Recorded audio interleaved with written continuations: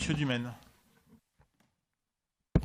Oui, effectivement. Alors, tout d'abord, le même constat. Ce compte administratif 2020 est celui d'une année qui est quand même un peu hors norme, hein, avec un changement de majorité en plus à la moitié de l'année. D'habitude, c'est juste après le premier trimestre. Et bien sûr, l'impact de la crise Covid, ce qui fait qu'il est quand même ce soir difficile de tirer des conclusions claires sur votre gestion, puisque ça n'est pas une année très représentative d'un exercice budgétaire normal. Toutefois, ce qu'il est possible de faire, c'est de regarder l'impact qu'a pu avoir la crise Covid sur la ville d'Athis-Mons sur le plan financier.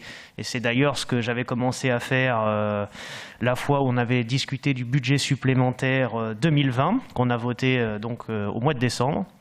Et donc à ce moment-là, je faisais remarquer que même si c'est contre-intuitif, finalement, les caisses de la ville se portaient très bien de la situation nationale, puisque la plupart des dépenses étaient en fait tout simplement annulées, alors que l'argent des impôts et des dotations, lui, continuait de rentrer sans qu'il y ait eu de ristourne particulière pour le contribuable atésien. On a donc, malgré toutes les dépenses liées au Covid qu'on a pu mettre en avant, à ce moment-là, au mois de décembre, on avait remarqué qu'il y avait un excédent de fonctionnement supérieur de 1 123 000 € au budget principal. Et j'avais pris l'exemple des repas de cantine où on avait mis en avant la baisse des participations famille, mais il ne fallait pas oublier qu'il y avait aussi encore plus d'économies de dépenses puisqu'on n'a pas pris les repas du tout et n'ont pas été servis et donc on n'a pas sollicité le prestataire. Et d'ailleurs, vous l'avez rappelé comme exemple dans votre propre présentation. Donc ça, c'était au mois de décembre.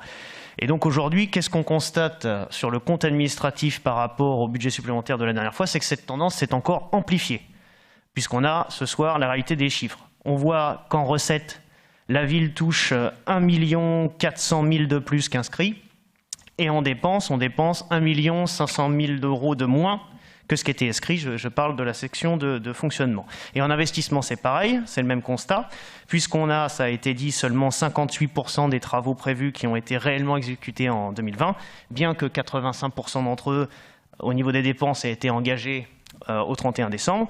Et donc, en conclusion, ça vous laisse une somme disponible assez énorme pour reporter sur l'exercice suivant, donc celui de cette année, avec 4 800 000 €. Et d'ailleurs, il ne faut pas oublier qu'au budget supplémentaire, on avait déjà retiré des recettes importantes, puisqu'on n'en avait pas l'utilité. On avait éliminé les 2 millions d'euros prévisionnels à l'emprunt et 2 millions d'euros également de vente des terrains, ce qui aurait porté cette somme de report, si on les avait laissés, à 8 800 000 €. Et d'ailleurs, on note que ça aurait permis un résultat d'investissement vraiment pile à l'équilibre, à zéro.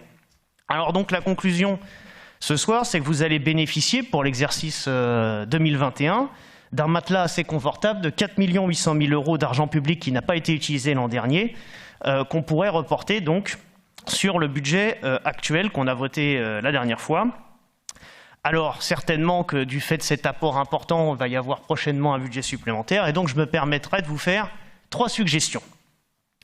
Alors, la première, c'est que, on l'avait vu, votre premier budget en investissement était très dépensier pour une somme de projets qui était pourtant assez mineure, puisqu'il comportait un recours à l'emprunt de près de 6 millions d'euros. Donc, avec ces 4,8 millions, vous pourriez raisonnablement réduire cette somme. C'est ce que vous aviez laissé entendre d'ailleurs, donc je vous invite à le faire. Suggestion numéro 2. Nos écoles explosent aujourd'hui, c'est la conséquence de l'urbanisation, on l'a dit tout à l'heure avec l'exemple de l'école Ferry. Alors, vous aviez un programme assez fort sur l'enfance et des constats que nous partagions à ce niveau-là. Je note d'ailleurs que vous avez diffusé un tract bilan la semaine dernière qui annonce 2 nouvelles écoles. Or, force est de constater à ce jour qu'elles sont loin d'être livrées puisqu'elles ne sont même pas inscrites au budget 2021. Alors, moi, je vous suggère de rester modeste et au moins d'en inscrire une peut-être sur le budget supplémentaire de l'exercice 2021 avec cet apport de 4,8 millions.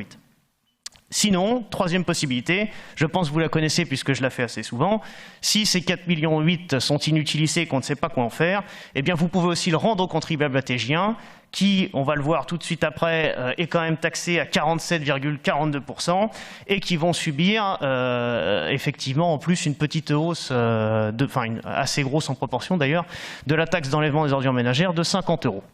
Voilà, donc j'espère que vous suivrez ces recommandations et qu'on aura la bonne surprise de découvrir des évolutions sur le budget supplémentaire, comme vous nous l'aviez annoncé lors du budget principal.